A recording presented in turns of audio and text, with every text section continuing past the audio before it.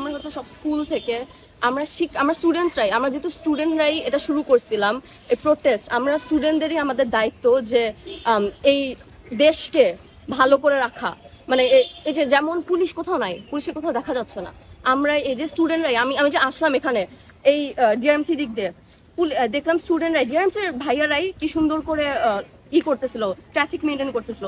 এই সবাই এরকম ট্রাফিক মেনটেন করতেছে, স্টুডেন্টরাই কিন্তু ট্রাফিক মেনটেন করতেছে। স্টুডেন্টরাই যে টেম্পলে যে এত ঝামেলা হয়েছে, এই স্টুডেন্টরাই কিন্তু দিচ্ছে, পাহারা দিচ্ছে।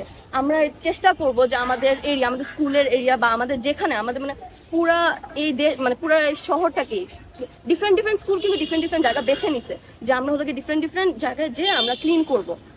কেন এত কিছু ঝামেলা হয়েছে, এত ভাঙাচুরা হয়েছে, এত জিনিস মানে এত নষ্ট হয়েছে পুরা এটাকে, আমরা এটা ফিক্স করার চেষ্টা করতেছি।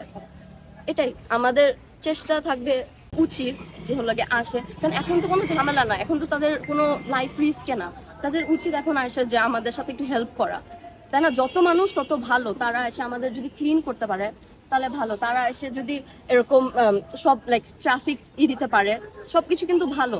তাদের উচিত যে সবার উচিত যে ঘরে না বসে থাকা, একটু হলেও হেল্প করা, দ্যাট বি রিয়েলি গুড। দেশে যেহেতু আমাদের আপাতত কোনো সরকার নেই, আর এটা যেহেতু ছাত্র জনতার আমাদের একটা দায়িত্ব, তো এই দায়িত্ব হিসেবেই আমরা এখানে আসছি রাস্তাঘাট ক্লিন করতে, বা যেই দেয়ালগুলোতে আমাদের স্প্রে পেন দিয়ে কালার করা হয়েছিল সেগুলো হয়তো আমরা এখন রিমুভ করে দিব, যেহেতু এখন আমরা আমাদের অধিকারটা পেয়ে গেছি। আমরা সামনে আরো অধিকারের জন্য আমরা আগাচ্ছি, সো এই জন্যই আমরা এখানে আসছি। আর সবাইকে বলবো যার যার জায়গা থেকে যতটুকু সম্ভব দেশের জন্য কাজ করবেন, কারণ আমরা না করলে এই দেশকে আমরা কখনো সুষ্ঠু একটা জায়গায় নিয়ে যেতে পারবো না।